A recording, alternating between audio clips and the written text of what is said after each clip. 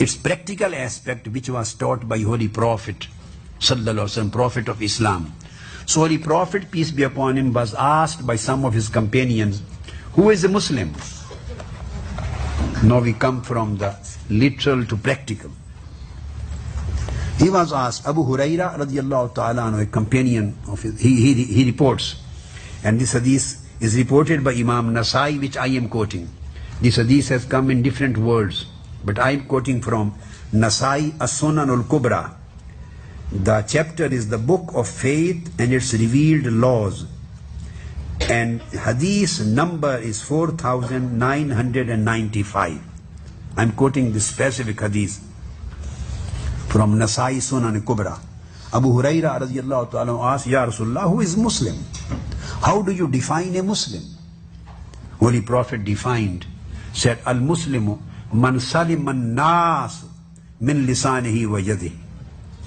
Holy Prophet ﷺ, the Muslim is he from whose tongue and hand all people are saved. Not all Muslims. I am quoting this hadith, specific reference. At one place he was addressing the Muslims, he said Muslims. But here he is addressing the whole mankind. He says, from whose tongue and hand all human beings are saved. Man salim an-nasu min lisanihi wa yadihi. Only that person would be considered to be a Muslim, who becomes a reason and means of safety and security for every single human soul, irrespective of his creed and color and faith and religion.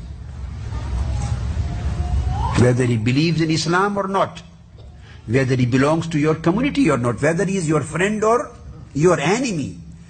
If every single person is saved from your tongue and from your hand, and you does not harm any person, any human soul, this person is entitled to be a Muslim or to considered to be a Muslim.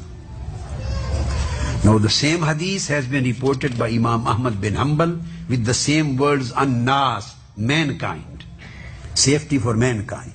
The Muslim is the one who is provider of safety and security to the mankind.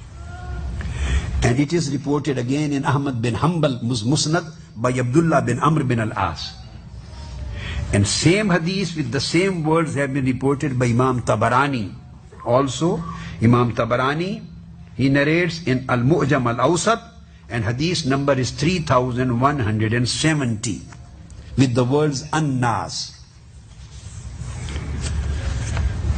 So Holy Prophet ﷺ declared that this is the prophetic definition of a Muslim.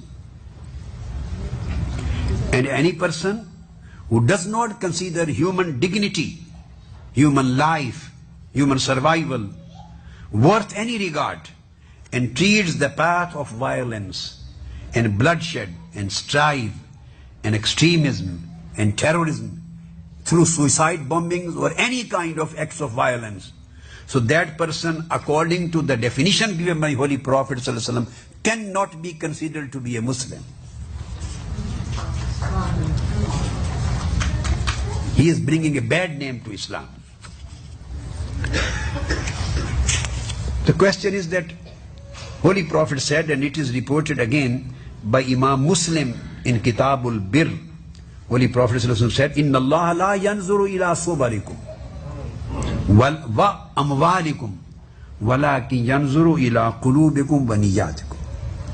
Almighty God does not observe your forms, your apparent shapes, your dresses, your turbans, your dresses, your jubbas, your beards, your holdings. He does not observe these things and your properties and your wealth, but He does observe your hearts and your motives and intentions and actual deeds. So who is a true Muslim or not? That is to be determined not by titles and not by the forms and shapes. It is to be determined by the condition of heart, by the state of heart, the state of soul, the state of your mind, the actual nature of your deeds, your conduct and your behavior, how you are dealing with the human souls and human mankind. What is your attitude towards them?